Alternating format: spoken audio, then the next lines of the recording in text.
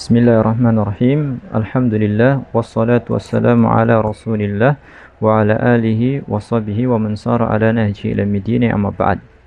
Taib ikhwani azanallah wa iyyakum. Sekarang kita masuk kepada inti pembahasan kita, bagaimana kita itu bisa membaca kitab, yaitu di Qawaidu An-Nahwi, kaidah-kaidah nahwu. Ingat sebelumnya jangan sampai lupa pembahasan kita tentang Qawaidu as-sarfi dan ilmu tasrif, karena semua yang kita pelajari kemarin itu akan berkaitan erat dan semuanya akan kita gunakan di qawaidah an-nahwu gitu. Maka jangan lupa untuk murajaah pelajaran-pelajaran kemarin. Baik, kita lanjutkan kaidah nahwu. Apa yang akan kita pelajari dalam kaidah nahwu ini? Ya, kita akan mempelajari di sini yang namanya jumlah. Perhatikan ini sebagai muqaddimah untuk kita.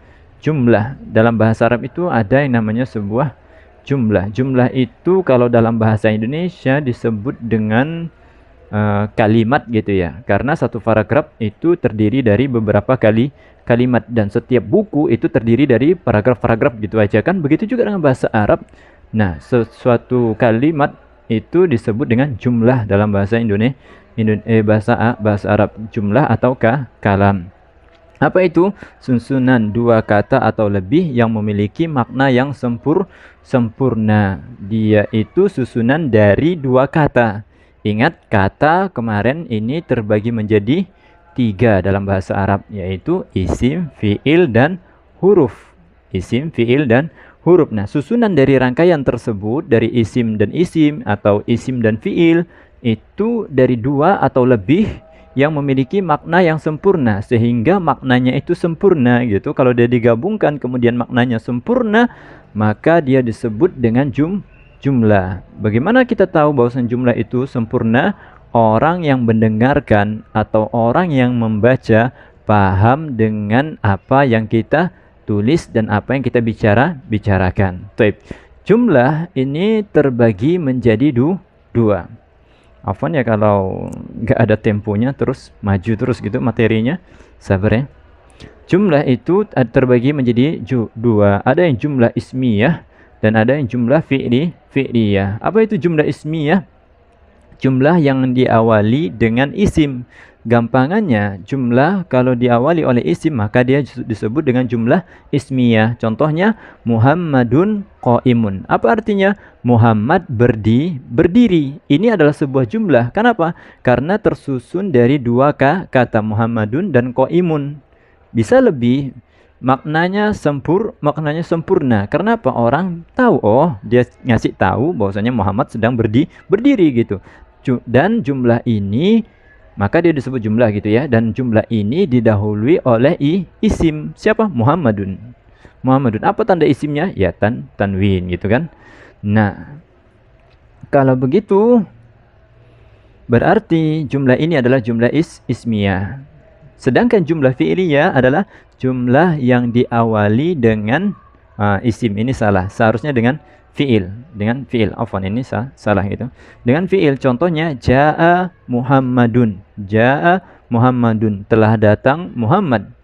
Ini susunan 2 kata atau lebih. Ya, susunan 2 kata memiliki makna yang sempurna. Maknanya sudah bisa kita pahami gitu. Muhammad telah datang. Itu sebuah kabar.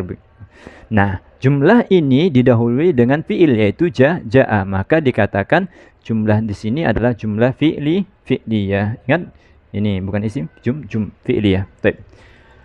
Nah, di sana sebelum kita masuk juga, di sana ada temennya jumlah, tapi dia bukan jumlah. Disebut dengan syibhul jumlah. Syibhun itu artinya mirip gitu ya. Al-jumlah tadi yang kita bahas ini. Syibhul jumlah artinya mirip dengan jumlah. Kenapa? Dari mana sisi miripnya? Perhatikan contoh di bawah. Amamal masjidi. Depan masjid. Fil masjidi. Di masjid. Perhatikan, dia tersusun dari 2 kalimat. Sama seperti jumlah kan, susunan 2 kata. Susunan dua kata. Hanya saja perbedaannya itu di maknanya. Di mana jumlah itu memiliki makna yang sempurna.